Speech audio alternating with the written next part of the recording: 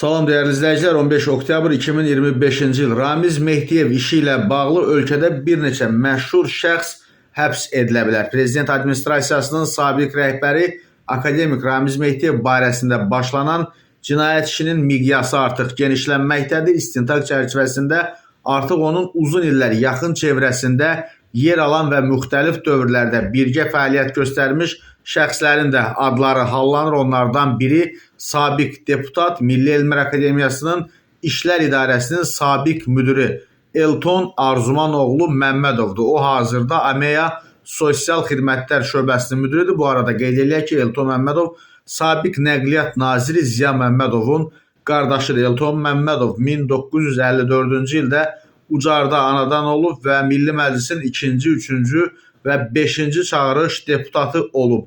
Və həmçinin də Elton Məmmədovun adı son illər Rusiya elmi və ictimai dairələri ilə sıx münasibətlərdə gündəm olub. Müxtəlif illərdə bir sıra Rus dövlət və ictimai təşkilatları tərəfindən mükafatlandırılıb və bir qismini təqdim edirəm. 2004-cü ildə Tomsk şəhərinin fəxri sakini adına layiq görülüb. Cəmi 2 il sonra Tomsk Dövlət İnşaat Arxitektorları Universitetinin fəxri professoru seçilib.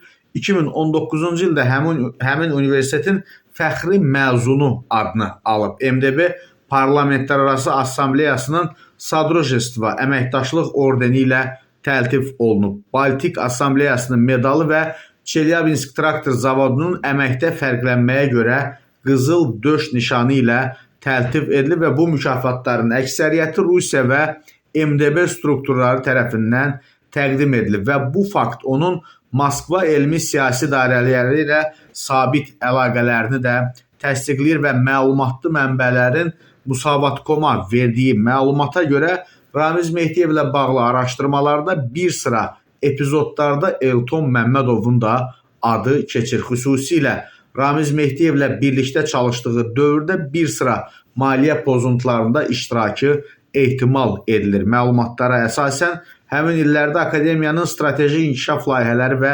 innovasiya proqramları adı altında ayrılan dövlət vəsaitlərinin bir hissəsi şişirdilmiş xərclər, saxta müqavilələr və elmi qrant adı altında həyata keçirilən pul köçürmələri vasitəsilə mənimsənilib. Bu əməliyyatlar üzrə sənədlərdə həm Ramiz Mehdiyevin, həm də Elton Məmmədovun imzaları və təsdiqləri mövcuddur. Bu faktlar Ramiz Mehdiyevə qarşı irəli sürülmüş 193-cü maddə, cinayət yolu ilə əldə edilmiş əmlakın leqallaşdırılması və yaxud da çirkli pulların yuyulması ittihamının əhatəsinə daxildir və Elton Məmmədovun da bu epizodlarda birbaşa iştirak ehtimalını gündəmə gətirir. Mənbənin sözlərinə görə söhbət çox böyük məbləğlərdən, milyonlarla manatlıq dövlət vəsaitlərinin mənimsənilməsindən gedir.